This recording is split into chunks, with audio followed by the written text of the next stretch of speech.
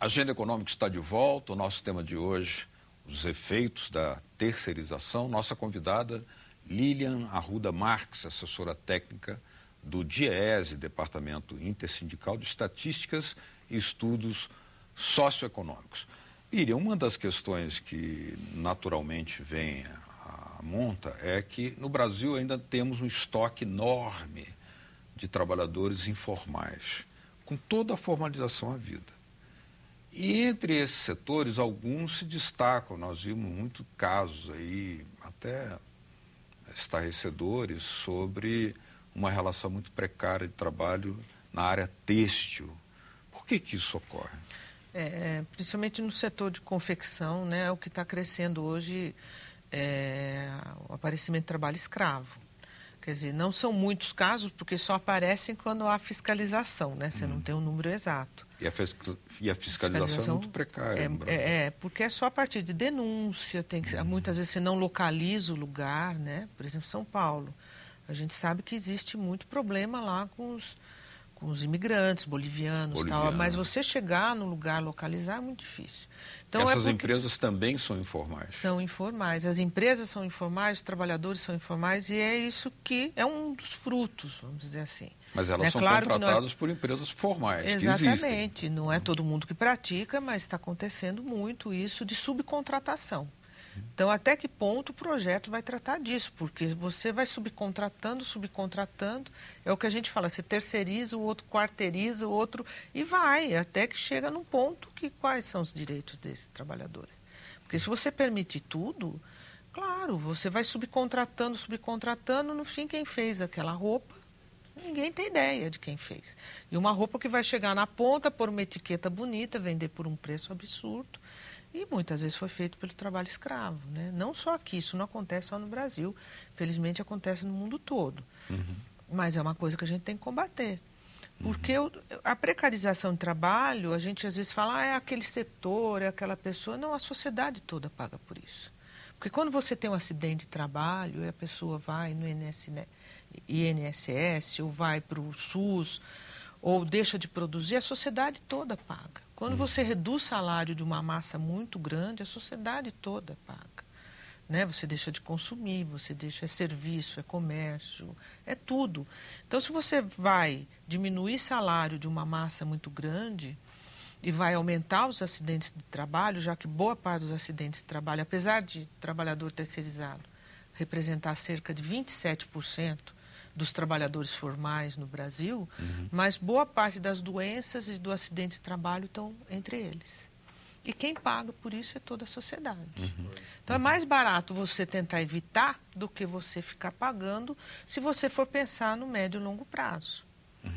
Né? Vamos ouvir agora, Lília, a opinião dos senadores sobre esse tema da terceirização. O assunto não está inteiramente esgotado, mas ele já está bastante esclarecido. Eu vou votar contra, porque eu estou convicto de que realmente fragiliza a condição do trabalhador. Nós somos ainda um país relativamente pobre, pouca mão de obra qualificada.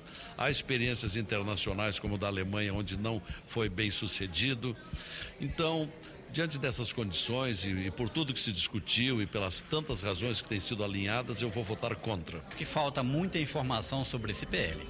Primeiro, eu quero registrar que a terceirização é um fato, tanto no Brasil como no mundo. E aqui no Brasil nós temos cerca de 13 milhões de trabalhadores que fazem serviços terceirizados. O que o projeto faz é regulamentar essa relação, trazendo muito mais segurança jurídica, não apenas para esses que já estão trabalhando, mas sobretudo para, provavelmente, mais 2 ou 3 milhões de trabalhadores que possam ingressar nesse sistema. Registrando também que a terceirização é feita para que serviços especializados possam acontecer. De alguma forma, ele vem contribuir para o fortalecimento, a segurança jurídica e a oportunidade do trabalhador brasileiro. É preciso a gente trabalhar mais para esses esclarecimentos chegarem a todos e que a gente possa aprovar da melhor forma possível. Bom, nós vimos aí que as opiniões são sempre muito divergentes, né? Até na sociedade é muito comum argumentos como é preciso flexibilizar, dar mais dinâmica, é preciso fazer, não ser mais enrijecido, né, que a CLT seria muito rígida, seria ultrapassada. Como é que esse tema é discutido entre os especialistas do mundo do trabalho? CLT, sua atualidade, sua modernidade e a sua necessidade de, supostamente, flexibilização. O movimento sindical e mesmo vários especialistas, também não há, né, há muita divergência também entre os especialistas. Mas nós defendemos que a CLT ainda é atual porque você tem um mercado de trabalho ainda no Brasil com muita precarização. 80% das ocupações geradas nesses últimos 12, 15 anos, elas são ocupações que vão até 2 salários mínimos, né? E muitas dessas ocupações com altíssima rotatividade. Então, você ainda tem um mercado de trabalho no Brasil que é muito diferente do mercado de trabalho europeu. Apesar da gente falar, alguns especialistas falarem que no Brasil você tem pleno emprego, mas a característica do mercado de trabalho no Brasil é muito diferente do mercado de trabalho europeu, por exemplo. Né? Você ainda tem muita informalidade, aumentou muito a formalização, mas ainda tem. Basta você andar nas rodoviárias de qualquer parte do Brasil, você vê a quantidade de pessoas ainda vendendo na informalidade, jovens, né? Muitas pessoas jovens.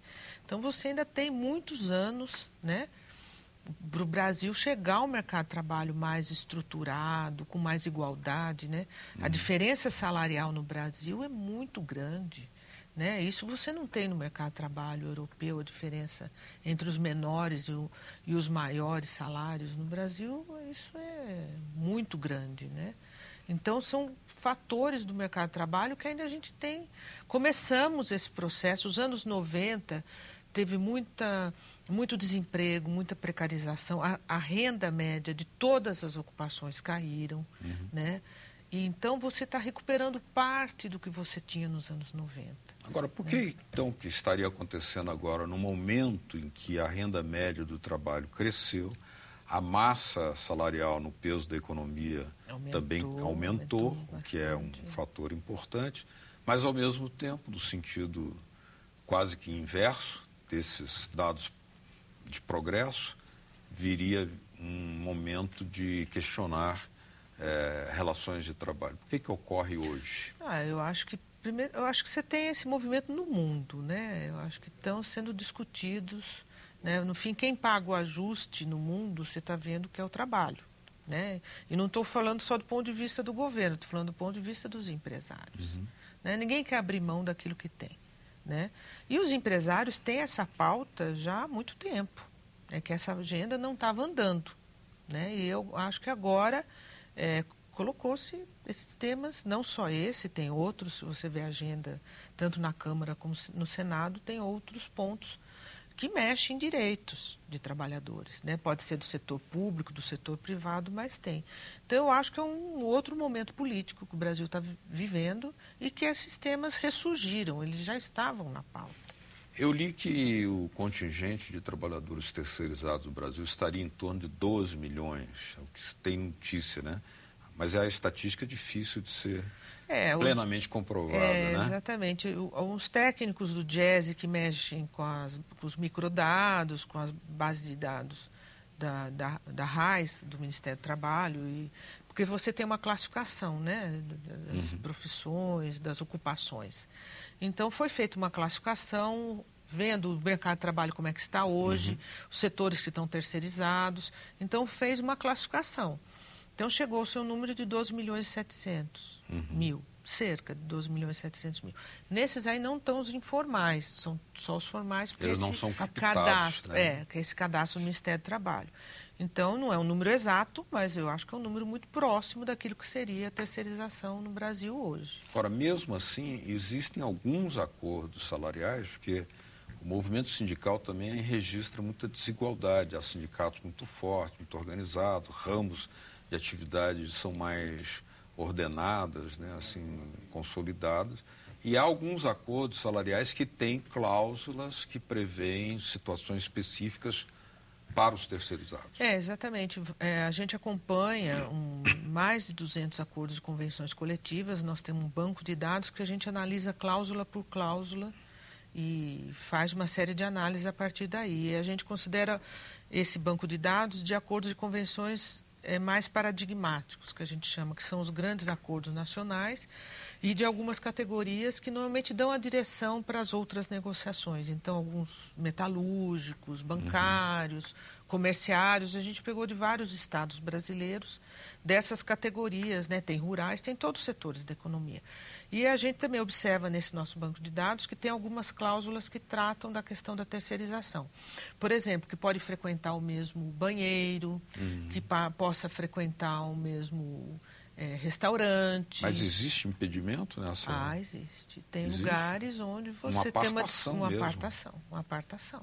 É grave. É grave. Então, que possa ter representação sindical, que possa ter acesso às informações da terceirizada, até porque a gente está falando porque você tem problema de não recolher INSS, FGTS, então que possa ter um acompanhamento do contrato. Então, tem várias cláusulas em diferentes setores que foi negociado para melhorar as condições dos terceirizados no local de trabalho. Ou seja, a própria empresa tomadora de serviços terceirizados é obrigada a cumprir esse acordo com o sindicato da categoria. Inclusive tem uma que é incrível, lá uma que eu estava lendo esses dias, que você tem que contratar empresas legalmente constituídas. Quer dizer, você tem que pôr num acordo coletivo. Parece absurdo. Parece absurdo, porque isso é óbvio, né? Só poderia ser assim. Só poderia ser assim, mas está lá escrito.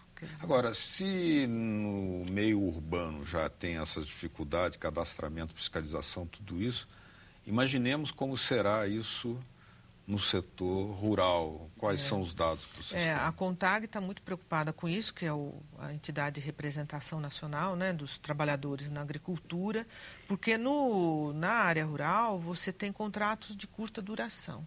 Então, porque cada hora ele está trabalhando, a lavoura às vezes não demora muito, a cana ainda você tem um período maior, mas várias outras culturas não. E tem muito isso da subcontratação, então você contrata uma pessoa. Muitas empresas não contratam diretamente, mesmo contrato de curta duração, subcontrata e aquele subcontrata e assim vai. Né? Por isso que você tem casos de trabalho escravo na área rural, porque quando você vai ver é o sub que contratou. E daí todo mundo diz que não tem responsabilidade e são casos gritantes. Então estão muito, porque inclusive tem parte do texto ali que está preocupante, eles estão preocupados, porque você permite que você legalize essa contratação por pessoas físicas até para trabalhar no campo. Lilian Arruda Marques, muito obrigado pela sua presença aqui no Agenda Econômicas. As portas estão sempre abertas para você e o Diese. Tá? Muito obrigado. Obrigado pela oportunidade. Obrigado também a vocês de casa que nos acompanharam. Olha aí na tela uma forma de mandar para nós sugestões, dicas ou críticas. 0800 61 22 11. Ou se quiserem baixar para copiar esse programa ou os outros programas da TV Senado, olha aí na tela, www.senado.leg.br/TV. Obrigado mesmo pela sua audiência. Até o próximo Agenda Econômica. Tchau.